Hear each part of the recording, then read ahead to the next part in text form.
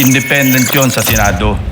Sa halip na tanggapin, galit pa sa resulta ng kaso dahil hindi naaayon sa gusto niyang kalalabasan ng investigasyon. Asal bida talaga. Ang matindi pa, nanakot pa na magsasampa ng kaso laban sa judge at abogado. Again, style bida. Pa-victim effect pa po masyado na parang bida sa pelikula. Mr. President, ang kwento pa, ako daw ang nagpapahiwatig na tinuturuan o kinocoach niya si Gutesa sa bahaging ito ng pagdinig. Mr. President, sa obserbasyon ng napakaraming nanonood, tila baga tinuturuan niya kung anong pahina. Page 20 nga daw ang basahin. Sa kamalasan niya, nagkataon na putol pala ang kopya ng affidavit ni Gutesa. Matapos nga ho ang mainit na tensyon nitong si Senator Marcoleta at si Ping Lacson dahil mga ka-update, kahapon ho si Senator Marcoleta literal na ginisa niya ho si Pinky Lacson. Ngayon naman mga ka-update, March 10, kinabukasan agaran naman hong rumesbak etong si Pinky tinawag niya pa parang bida sa pelikula itong si Gutesa. Mantakin po ninyo yan lumabas ho ang isang brave marine mga ka-update para ilantad ang kabalbalan ng gobyerno tapos tatawagin mong parang bida sa pelikula. Ganyan ho kawalang hiya ito si Pinky Lacson na panigurado mga ka-update sa part 2 na itong ating video. Sasagot ho si Senator Marcoleta pero unahin na muna ho natin itong part 1 kasi mga ka-update sobrang init ho ng tensyon ng dalawa na nagkakapersonalan na ho. Kaya mga ka-update, kung bago lang ho kayo sa ating channel, isang like, isang share, isang subscribe lamang ho. Malaking tulong na yan. React na ho tayo. Pasadahan na ho natin ito si Pinky kung saan nagpapabango ng pangalan at nagbibida-bida dyan ngayon sa Senado. Kaya mga ka-update, wala na ho tayong paligoy-ligoy pa. Na mabigyan sila ng witness protection program. Yun po yung sinasabi ng batas Pag hiningi nila with their consent, sapagkat nanganganib ang buhay niya, hindi ka magmamadali. Ilalagay ko po ba sa kamay ko ang kaligtasan ng mag-asawa na yun? Kinakailangang magsoli po sila ng mga nakulimbat nila, which to my mind is not correct. Paano mo sasabihin na magre-restitute ang isang tao? Meron na bang findings kung magkano i-restitute on how it can be restituted? Nag-a-apply pa lang What is the reason behind the law? So that we can get justice, and justice can only be attained if there is restitution. So that is the principle behind all of these things that we are talking about now. Mr. Secretary, restitution will come after. It cannot be... Sir, it can come before or after, sir. It can come before. You cite the law that it come before. Yung Diskaya, to my mind, were the first to apply under the Witness Protection Program. Ang problema po doon, kung wala namang korte pa pong nagsasabi kung talagang sila'y nagnakaw o nakapagnakaw, sino pong magkukwenta noon? Problem is, ang sabi ng dating DOJ Secretary, hindi, kinakailangan isoli muna yung mga pinagnanakaw. So, paano ngayon siya mapuprocess if that was dangled? So, ang tinatanong ko nga sa inyo, hindi sa sinungaling. Kayo ang nagbigay na ng condition kasi did you agree that you restitute any money to the DOJ? Wala po kang maibibigay po. At saka... yun na nga, because wala kang maibigay, hindi kanya ipoprocess under the Witness Protection Program. Is that not correct? So pinipili nyo yung gusto nyo i-process. Ngayon, kung ayaw ninyong bigyan sila ng protection under that law, kaya siguro umayaw na sila sa ICI. Mr. President, it is also coincidental that multiple news outlets revealed a damning link between Senator Marcoleta and the Discayas. In one news story, a relative of Senator Marcoleta was said to hold a directorship at Stronghold Incorporated and Milestone Guarantee insurance companies that provided bonds for contractors owned by the flood control king and queen, Curly and Sarah Discaya, at the center of a multi-billion peso flood control corruption scandal, raising conflict of interest questions in a high-profile Senate probe. Hindi pa po dito nagtatapos ang pagbibida ni Senator Marcoleta. Noong September 25, 2025, nagpresenta si Senator Marcoleta ng surprise witness sa katauhan ni Mr. Orly Gutesa. As chairman, I did not raise any objection to members like him introducing surprise witnesses during the proceedings at that time, as long as it can help in unearthing the truth behind the flood control mess, including and most importantly, exposing the masterminds if evidence warrants. Gayunpaman, hindi pa man tapos ang araw, pumalag na sa media ang sinasabing nakapirma sa notary public na si Attorney Pechi Espera. Nakalaunan ay naging kasalanan ko pa din sa paningin ni Senator Marcoleta. Hindi po ang Senado ang nag-iimbestiga at nagbigay ng hatol na forged ang notaryo ni Gutesa. Mismong ang Branch 18 ng Regional Trial Court ng Manila ang nag-imbestiga. Independent yon sa Senado. Sa halip na tanggapin, galit pa sa resulta ng kaso dahil hindi naaayon sa gusto niyang kalalabasan ng investigasyon. Asal bida talaga. Ang matindi pa, nanakot pa na magsasampa ng kaso laban sa judge at abogado. Again, style bida. Pa-victim effect pa po masyado na parang bida sa pelikula. Mr. President, ang kwento pa, ako daw ang nagpapahiwatig na tinuturuan o kinocoach niya si Gutesa sa bahaging ito ng pagdinig. Mr. President, sa obserbasyon ng napakaraming nanonood, tila baga tinuturuan niya kung anong pahina. Page 20 nga daw ang basahin. Sa kamalasan niya, nagkataon na putol pala ang kopya ng affidavit ni Gutesa. Kung todo, tinayuan pa niya para ibigay ang kanyang kopya na parang bida sa eksena. Nakakalimutan yata ni Senator Marcoleta na naka-live TV coverage ang pagdinig. Kaya walang pakundangan at walang kahihiyan sa inasal niya. Kaya nga kitang-kita, pati si Henry Alcantara tawang-tawa. Nakalimot din sandali na hindi pa siya state witness nung nag-testify si Gutesa. Let us watch the actual video dahil baka sabihin na naman niya nag-splice kami ng video. Let's Ang watch. nasabing basura, ito, Merong napuputol sa binabasa mo eh. Huwag kang magmadali. Huwag kang magmadali. naputol na, Ulitin mo yung paragraph 20. wala na akong, hindi ko makita na putol na siya.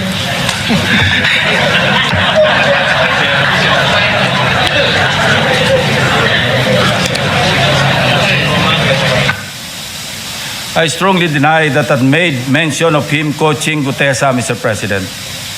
Ulitin ko, sakaling hindi pa rin talaga magets, tinanggap pa rin ng komite ang sinumpang salaysay ni Gutesa bilang valid at bahagi ng record dahil sa katotohanan siya ay personal na humarap at nagpatunay under oath ng nilalaman ng kanyang affidavit. Ang masama, Mr. President, tinanggap naman natin sa record ang testimonya ni Mr. Gutesa. Hindi pa rin tumitigil sa kakareklamo si Senator Marcoleta. Mr. President, ang tunay na issue hindi ang forged na affidavit kundi ang biglaang pagtatago at pagkawala ni Gutesa. For the information of this body, Mr. Gutesa, who was presented as a witness by Senator Marcoleta, has been unavailable since his initial appearance. Moreover, the committee made the option for Senate protection available to him, but he declined as evidenced by his signed waiver. And we are dutiful in locating him, Mr. President. Pinuntahan namin ang lahat ng addresses para mayabot ang imbitasyon ng komite and even rigorously visited our CCTV camera footage. Again, displaying his obsessiveness for the nth time, Senator Marcoleta even lambasted me by implying that I was surveilling his office. Galit na galit. Samantalang nais lamang nating matukoy kung sakaling may kasama si Mr. Gutesa nang dumating sa Senado upang sa gayon ay magkaroon tayo ng lead kung paano siya muling maimbitas sa susunod na pagdinig. Hindi ko na nga pinalaki ang aking mga obserbasyon sa paksang ito, Mr. President. Sa halip, sinubukan pa rin naming hingin ang kanyang tulong sa paghahanap kay Sergeant Gutesa. Again, Senator Marcoleta in his TV show ranted against me. Let's watch. Tatanungin ko siya, bakit mo kinor sa akin ito? Iniinsulto mo ba ako? Parang insulto naman sa akin yun. Ba't mo ikokor sa akin? Sino ka ba? I dare ask, Mr. President, if a committee member brings a witness bearing such damaging allegations, does the burden of transparency not follow? Is it not just proper to cooperate with the committee regarding his whereabouts? Why then does Senator Marcoleta find my position so offensive? On many occasions, Senator Marcoleta made statements that undermined the authority and collective integrity of the committee. Mukhang aabutin tayo hanggang bukas kung iisa-isahin ko pa lahat ang katakot-takot na pag-alipusta ni Senator Marcoleta sa komite na kinabibilangan din naman niya. He continued the same litany in his speech yesterday, Mr. President. Let me count and rebut it once and for all. 1. On the release of the minority report. Tahasang pinagmamalaki ni Senator Marcoleta ang minority report for the lack of better term, he said, sa kanyang nilabas noong December 10, 2025, na siya ring naging paksa ng kanyang litanya kahapon. For his information, I wish to underscore a part of Section 22 of the Senate rules shown on the screen, which states that, and I quote, concurring and dissenting reports may likewise be made by the members who do not sign the majority report within 72 hours from the approval of the report. Napakalinaw naman po, Mr. President. Concurring and dissenting reports may be made 72 hours after the committee report has been approved by the majority vote of all its members. Siya na nga itong gawa ng mga bagay na wala naman sa alituntunin ng Senado. Pagkatapos, ako ang pagbibintangan niya na epal. He even had the audacity to declare, and I quote his speech, a submission anchored on the same hearings, 3 of which he actually presided, the same resource persons, and the same affidavits. Masasabi ba niyang pangbasura lang din ang lahat ng yun? At this point, Senator Marcoleta must know that rhetorical fallacies do not amuse me, Mr. President. If the release of this so-called minority report and its contents did not amount to a direct affront to the chairman and to the committee as a collegial body, then I'm not sure what is. May I also emphasize, Mr. President, that this same report brazenly stated that, and I quote, the BRC, Blue Ribbon Committee, cannot and should no longer compete with the National Prosecution Services and eventually the judiciary in finally disposing of these cases, unquote. Clearly implying that the committee must conclude its proceedings. Mr. President, sino ba siya para pangunahan ang chairman at ang mayorya na miyembro ng committee? Wala sa lugar, wala sa hulog. Saganang akin lang din naman, kagulat-gulat po ba ang naging reaksyon ng representasyon na ito na walang lugar ang ulat na yan kundi sa basurahan? Kayo na ang humusga, Mr. President. Number 2, let us go to the BRC draft partial committee report na pinamahagi ng komite noon pang ika-11 ng Pebrero nitong taon. Na sa mismong araw na ito ay 1 buwan na ang nakakalipas. Na siyempre ay laman din ng only reklamo ni Senator Marcoleta. Anya, ang natanggap ng kanyang opisina ay isang PDF file or document na may watermark ng bawat opisina na nakatanggap nito na wala man lang daw pirma ng chairman ng komite. Natural, walang pirma dahil advance copies lang naman ang pinadala namin sa opisina ng lahat ng members. Common sense naman po, Mr. President, na binigyan ng soft copy ang bawat miyembro upang madaling mabasa at mapag-aralan ng ang lahat ng nilalaman nito simultaneously. Properly informed naman po ang mga staff ng mga senador na available mula sa aming opisina ang pisikal na kopya na lagpas 400 pages ng committee report upang mapirmahan sa hudyat ng mga ginagalang na miyembro ng komite.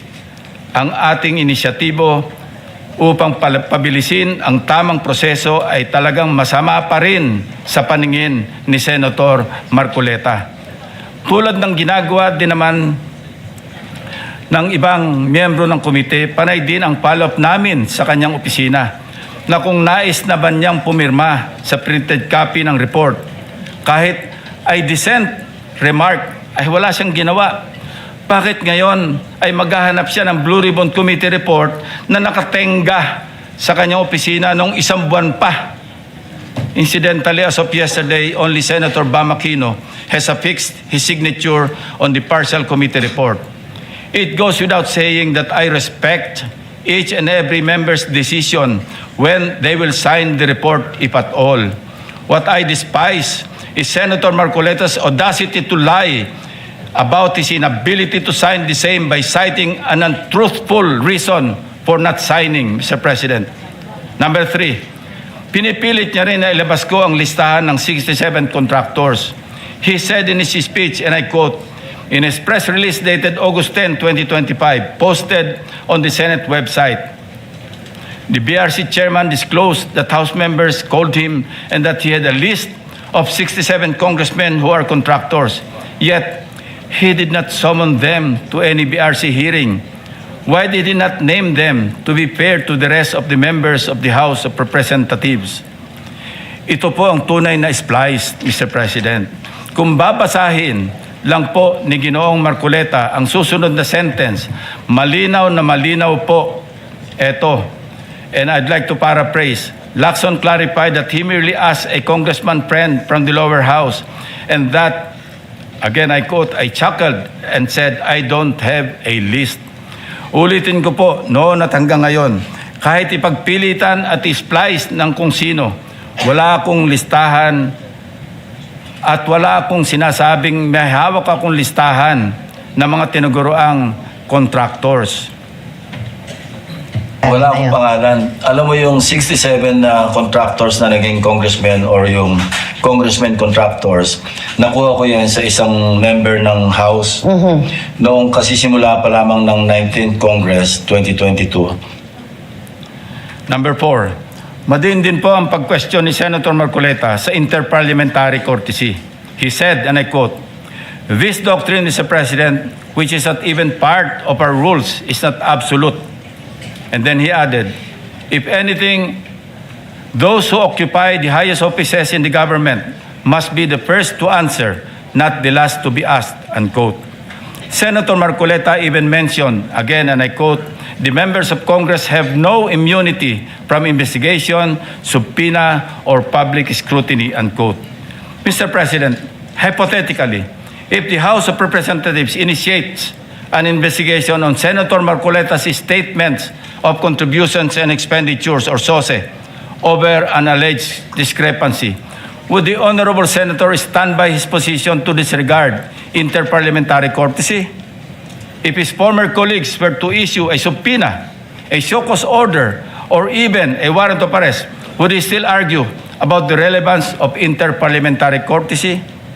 Ito po ang tunay na hypothetical question, Mr. President.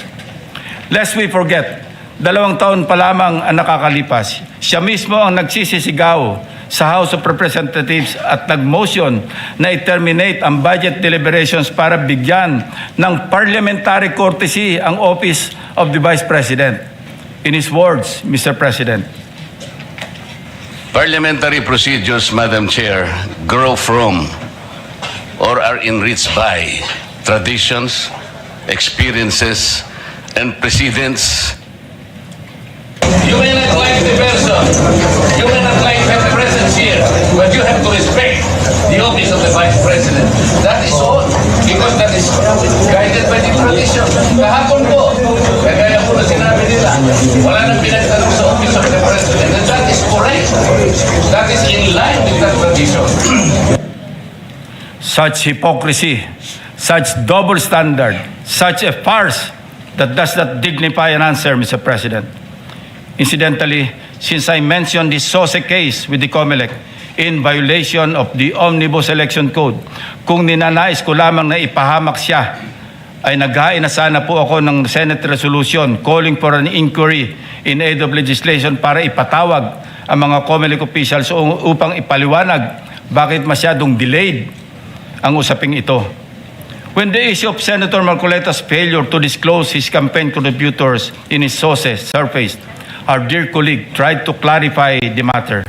In fact, during his own show, Saganang Mamamayan, dated November 8, 2025, he made the following disclosure. Please watch. Nelson, alam mo, mga kaibigan ko, Nagbigay sa akin talaga. Alam mo, pakiusap lang nila. Isa lang. Tanggapin mo ang tulong namin sa'yo. Okay. Congressman ako noon Kong, kami po ay naniniwala na karapat dapat kang makarating sa Senado. Tanggapin mo ang lagang to. Marami sila. Isa lang ang kanilang pakiusap sa Ano akin. po yun? Sana wag mo na kaming i-disclose ang identity. Ngayon, kapag ka naglagay ako ng figure sa contribution, mapipilitan akong mag-disclose ng pangalan nila. Alam mo kung bakit? Merong kaakibat na kung tawagin ay deed of acceptance of donation. Paano yun kako? Contribution to eh. Congress Majority Leader, thank you for allowing me to have the floor on a matter of personal and collective privilege. Much as I would like to abide by the elders, what my elders had taught me, that, and I quote, silence is the best response to nonsense. I'm constrained to take the floor to set the record straight and correct the prevarications spewed on this very floor by one of our colleagues, namely Senator Rodante Marcoleta. While in his two recent privilege speeches, he mostly referred to this representation as the BRC chairman, in my manifestation today, I will refer to him by his name. Like on many past occasions, I could have effortlessly dismissed Senator Marcoleta's statements as I refuse to dignify his ego-driven provocations. But when the attacks shift from professional to obsessively personal, I must shut the whole political circus down, firmly, completely, and without ambiguity. Dahil gusto din lamang ni Senator Marcoleta na lagi siyang bida bilang dating chairman man ng BRC o sa usaping West Philippine Sea o anumang issue involving China o dili kaya ay sa usaping restitution na mag-asawang Diskaya, siya na nga ang tunay na bida sa aking magiging pahayag sa mga sandaling ito ngayong hapon. Memory is short, Mr. President. With that said, and with your indulgence, let me refresh our memory on the historical background of the animosities, or shall I say, why the gentleman from Tarlac and Pampanga, Senator Rodante Marcoleta, has become so obsessed with tagging and bad-mouthing this representation, as he has become obsessed with defending China in many fora, like in the confirmation hearing of 35 senior officers of the Armed Forces of the Philippines, but especially when he interpellated our distinguished colleague from the majority bloc, Senator Francis Kiko Pangilinan, when he sponsored and defended Senate Resolution number 37 last February 2. So obsessed that he had to resort to rigorous stalking of all my interviews and social media updates, nitpicking from every statement I uttered, and tricking this august chamber to cry foul, armed with nothing but his draining litany. Since Senator Marcoleta apparently knows every word I say in my media interviews and every move I make in this chamber, napilitan akong balikan ang napakaraming pagkakataon na ako ay naging paksa ng kanyang mga personal na atake. Perhaps, Mr. President, it started when this representation inquired about Senator Marcoleta's hilaw interpretation of Senate rules relative to his motion to dismiss in the impeachment case against Vice President Sara Duterte last year. Thus, on August 6, 2025, I manifested my inquiry regarding Senator Marcoleta's arguments calling for the dismissal of the impeachment case against Vice President Sara Duterte using Section 135 of the Senate rules. I highlighted that nowhere in our rules can we find a provision on a motion to dismiss, nor is there a suppletory application of the rules of court and other references like the Riddick's Manual, etc., to accommodate such a motion.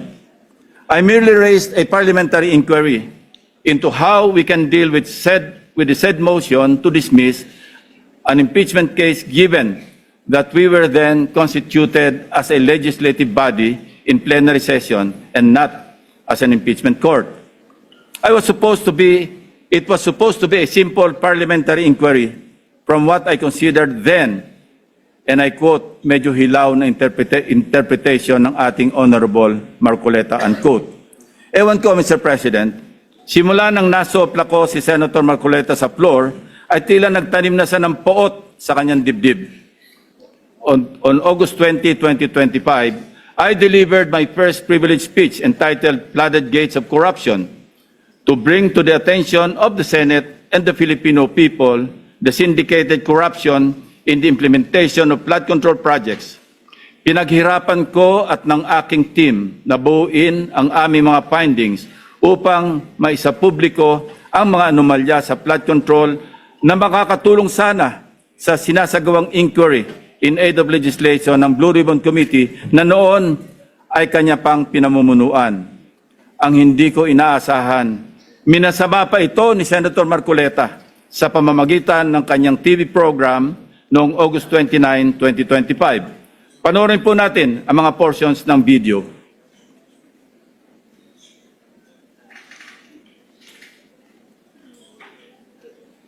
Ngayon, isang major committee yung Blue Ribbon, bawal na yung gagawa ka pa ng sarili mong pagpapahayag.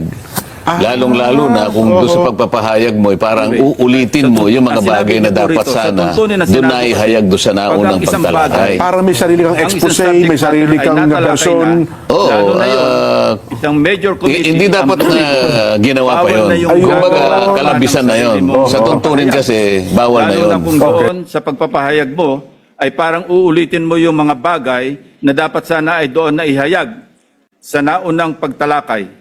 Hindi dapat ginawa pa yun. Kumbaga, kalabisan na yun. Sa tuntunin kasi, bawal na yun. Yan ang sinasabi ng isang taong nakasalamin sa hating gabi. Na yung nag-epal siguro. Yun ang pasikat, di ba? Yan ang sinabi niya, Mr. President. Mr. President, tulad ng kanyang motion to dismiss, nag-imbento na naman ng hilaw na rule si Senator Marcoleta. Kahit pagbali-baliktarin natin ang rules of the Senate, walang nagbabawal sa kahit sinong senador na magpahayag sa pamamagitan ng privilege speech kahit tinatalakay na sa komite ang paksa tulad ng flood control. May natapakan po ba akong ego sa aking privilege speech na naglahad sa kauna-unahang pagkakataon ng mga konkretong ghost at substandard flood control projects? May nasagasaan po ba akong pride sa pagpapangalan sa mga sangkot sa anomalya na sina Bryce Hernandez, Henry Alcantara at iba pang personalidad sa kauna-unahang pagkakataon? If yes, I refuse to apologize and feed on Senator Marcoleta's ego and pride. On September 9 last year, after the leadership change and subsequent reorganization of Senate committees, including the Blue Ribbon Committee with me as its chairman, hindi na lalo nakamove on si Senator Marcoleta. I was met with a barrage of undue criticisms by the former chairman, Senator Marcoleta. Much of it characterized by a profound lack of respect for both this representation and the Blue Ribbon Committee. During the 23 September 2025 public hearing of the Blue Ribbon Committee, Senator Marcoleta disrupted the proceedings when he raised what he called a prejudicial question on my impartiality as the chairman, following a media interview where I simply answered a question about which among the source persons, in my opinion, between his favorite Diskaya couple and Bryce Hernandez of the famed BGC Boys appeared more credible. Siguro, nakakalimutan na ni Senator Marcoleta ang cases assigned for reading nung nasa law school pa siya. The Supreme Court in the case of Berbari versus Honorable Pedro Concepcion, GR number 16189, February 26, 1920, the court explained that, and I quote, prejudicial question is understood in law to be that which must precede the criminal action, that which requires a decision before a final judgment is rendered, in the principal action with which said question is closely connected. Not all previous questions are prejudicial, although all prejudicial questions are necessarily previous. Hindi ko na nga siya pinatulan sa issue na yon para hindi ma-disrupt ang pagdinig kahit mali-mali dahil sa pagsasalang-alang sa kanya bilang isang abogado na dapat ay alam niyang applicable lamang ang prejudicial question sa mga criminal cases. Well, dapat. He exposed his ignorance as a member of the bar, particularly on the revised rules on criminal procedure, even as he invoked the issue of impartiality at the top of his voice and out of order and decorum, continuously interrupting the chairman and everybody else, while shamelessly appearing to act as counsel for the Diskaya couple, without even disclosing before the committee members that one of his family members was an independent director of insurance companies that provided bonds for contractors owned by the 207 billion peso flood control contractors, Curly and Sara Diskaya.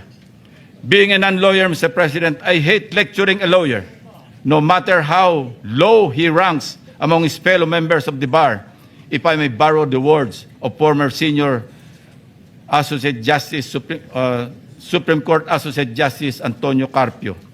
Since he is now asking for it, I also thought, as lawmakers, we may as well be educated in this regard.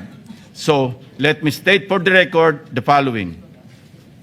Under Rule 111, Prosecution of Civil Action, Section 7 of the Revised Rules on Criminal Procedure, the elements of a prejudicial question are A, the previously instituted civil action involved an issue similar or intimately related to the issue raised in the subsequent criminal action, and B, the resolution of such issue determines whether or not the criminal action may proceed. Kung may napansin ang mga manonood, ito ang naging asal ni Senator Marcoleta, which begged the question, why is Senator Marcoleta so protective of the Diskayas? This inquiry remains valid and grounded, and I can show you from the many, many occasions he stood for in support of the Diskayas. Let us watch.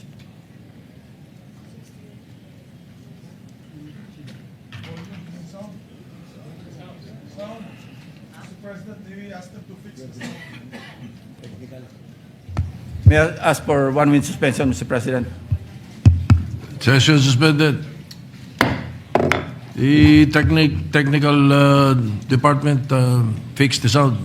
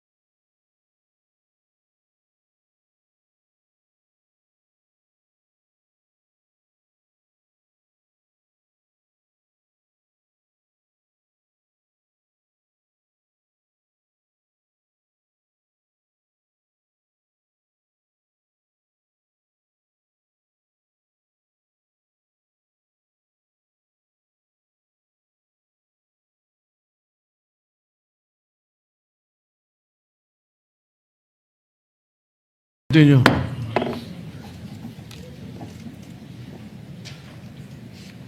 Technical, go ahead. You play that. If you're ready. I'm raising prejudicial question. Ang mangyayari nito, so, mas credible si Bryce kaysa Diskaya. Bakit gano'n? Why are you so protective of this guy? Why are you so protective? Nagmamadali daw po ako na mabigyan sila ng witness protection program. Yun po yung sinasabi ng batas eh. Pag hiningi nila with their consent, sapagkat nanganganib ang buhay niya, hindi ka magmamadali. Ilalagay ko po ba sa kamay ko ang kaligtasan ng mag-asawa na yun? Kinakailangang magsoli po sila ng mga nakulimbat nila, which to my mind is not correct. Paano mo sasabihin na magre-restitute ang isang tao? Meron na bang findings kung magkano i-restitute on how it can be restituted? Nag-a-apply pa lang eh. What is the reason behind the law? So that we can get justice, and justice can only be attained if there is restitution. So that is the principle behind all of these things that we are talking about now. Mr. Secretary, restitution will come after. It cannot be... Sir, it can come before or after, sir. It can come before. You cite the law that it come before. Yung Diskaya, to my mind, were the first to apply under the Witness Protection Program. Ang problema po doon, kung wala namang korte pa pong nagsasabi kung talagang sila'y nagnakaw o nakapagnakaw, sino pong magkukwenta noon? Problem is, ang sabi ng dating DOJ Secretary, hindi, kinakailangan isoli muna yung mga pinagnanakaw. So, paano ngayon siya mapuprocess if that was dangled? So, ang tinatanong ko nga sa inyo, hindi sa sinungaling. Kayo ang nagbigay na ng condition kasi. Did you agree that you restitute any money to the DOJ? Wala po kang maibibigay po. At saka... Yun na nga, because wala kang maibigay, hindi kanya ipoprocess under the Witness Protection Program. Is that not correct? So pinipili nyo yung gusto nyo i-process. Ngayon, kung ayaw ninyong bigyan sila ng protection under that law, kaya siguro umayaw na sila sa ICI. Mr. President, it is also coincidental that multiple news outlets revealed a damning link between Senator Marcoleta and the Discayas.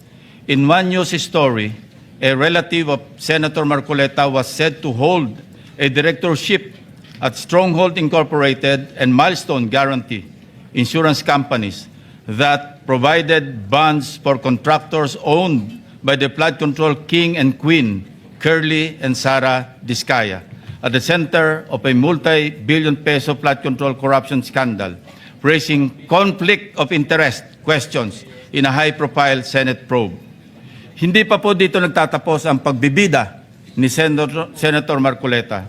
Noong September 25, 2025, nagpresenta si Senator Marcoleta ng surprise witness sa katauhan ni Mr. Orly Gutesa. As chairman, I did not raise any objection to members like him introducing surprise witnesses during the proceedings at that time, as long as it can help in unearthing the truth behind the flood control mess, including and most importantly, exposing the masterminds, if evidence warrants. Gayunpaman, hindi pa man tapos ang araw, pumalag na sa media ang sinasabing nakapirma sa notary public na si Attorney Pechi Espera. Nakalaunan ay naging kasalanan ko pa din sa paningin ni Senator Marcoleta. Hindi po ang Senado ang nag-iimbestiga at nagbigay ng hatol na Forbes Regional Trial Court ng Manila ang nag-imbestiga. Independent yon sa Senado. Sa halip na tanggapin, galit pa sa resulta ng kaso dahil hindi naaayon sa gusto niyang kalalabasan ng investigasyon. Asal bida talaga. Ang matindi pa, nanakot pa na magsasampa ng kaso laban sa judge at abogado. Again, style bida. Pa-victim effect pa po masyado na parang bida sa pelikula. Mr. President, ang kwento pa, ako daw ang nagpapahiwatig na tinuturuan o kinocoach niya si Gutesa sa bahaging ito ng pagdinig. Mr. President, sa obserbasyon ng napakaraming nanonood, tila baga tinuturuan niya kung anong pahina. Page 20 nga daw ang basahin. Sa kamalasan niya, nagkataon na putol pala ang kopya ng affidavit ni Gutesa. Kung todo, tinayuan pa niya para ibigay ang kanyang kopya na parang bida sa eksena. Nakalimutan yata ni Senator Marcoleta na naka-live TV coverage ang pagdinig, kaya walang pakundangan at walang kahihiyan sa inasal niya. Kaya nga kitang-kita, pati si Henry Alcantara tawang-tawa. Nakalimot din sandali na hindi pa siya state witness nung nag-testify si Gutesa. Let us watch the actual video dahil baka sabihin na naman niya nag-splice kami ng video. Let's Ang watch. nasabing basura, ito, Merong napuputol sa binabasa mo eh. Huwag kang magmadali. Huwag kang magmadali. naputol na, Ulitin mo yung paragraph 20. wala na akong, hindi ko makita na putol na siya.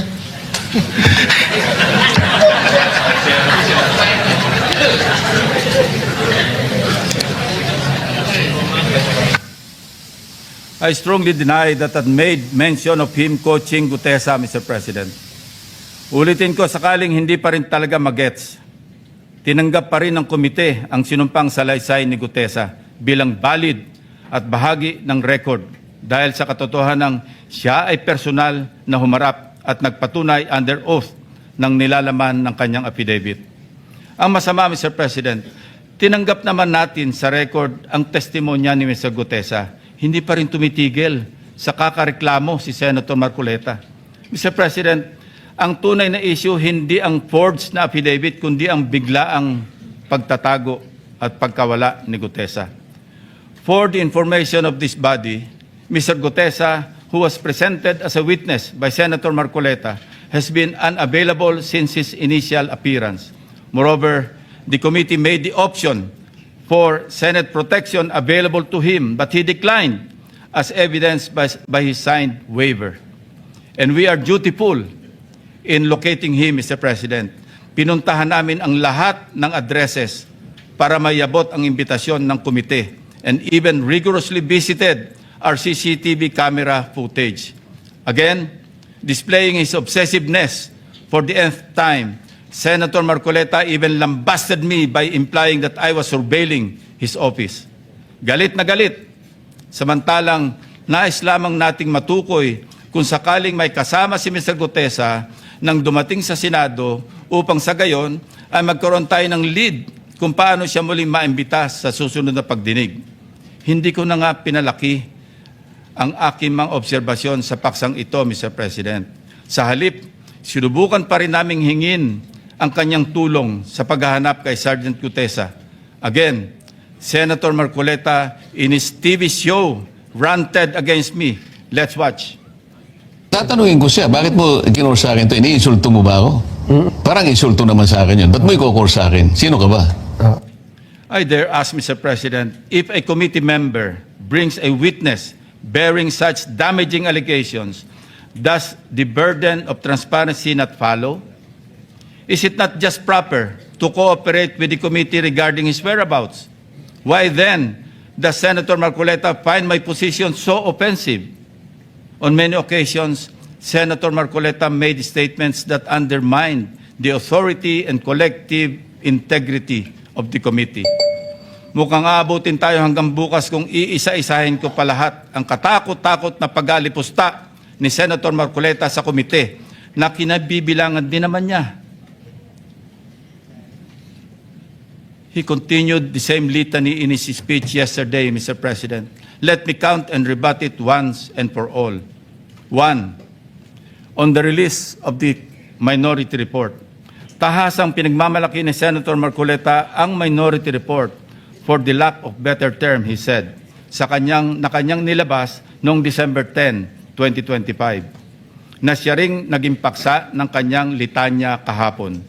For his information, I wish to underscore a part of Section 22 of the Senate Rules shown on the screen, which states that, and I quote, concurring and dissenting reports may likewise be made by the members who do not sign the majority report within 72 hours from the approval of the report.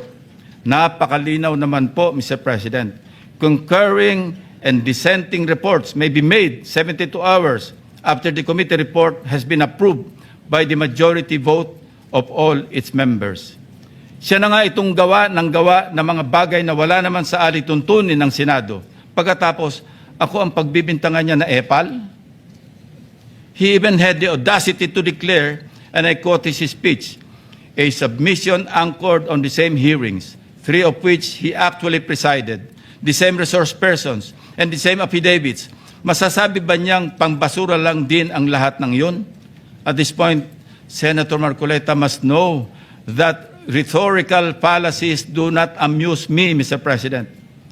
If the release of this so-called minority report and its contents did not amount to a direct affront to the chairman and to the committee as a collegial body, then I'm not sure what is. May I also emphasize, Mr. President, that this same report brazenly stated that, and I quote, the BRC, Blue Ribbon Committee, cannot and should no longer compete with the National Prosecution Services and eventually the judiciary in finally disposing of these cases, unquote. Clearly implying that the committee must conclude its proceedings. Mr. President, sino ba siya para pangunahan ang chairman at ang mayorya na miyembro ng committee? Wala sa lugar, wala sa hulog. Saganang akin lang din naman, kagulat-gulat po ba ang naging reaksyon ng representasyon na ito na walang lugar ang ulat na yan kundi sa basurahan? Kayo na ang humusga, Mr. President.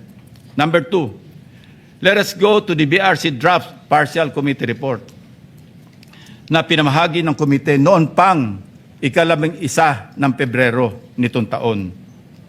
Na sa mismong araw na ito ay 1 buwan na ang nakakalipas. Na siyempre ay laman din ng only reklamo ni Senator Marcoleta. Anya, ang natanggap ng kanyang opisina ay isang PDF file or document na may watermark ng bawat opisina na nakatanggap nito na wala man lang daw pirma ng chairman ng komite. Natural, walang pirma dahil advance copies lang naman ang pinadala namin sa opisina ng lahat ng members. Common sense naman po, Mr. President, na binigyan ng soft copy ang bawat miyembro upang madaling mabasa at mapag-aralan ng ang lahat ng nilalaman nito simultaneously.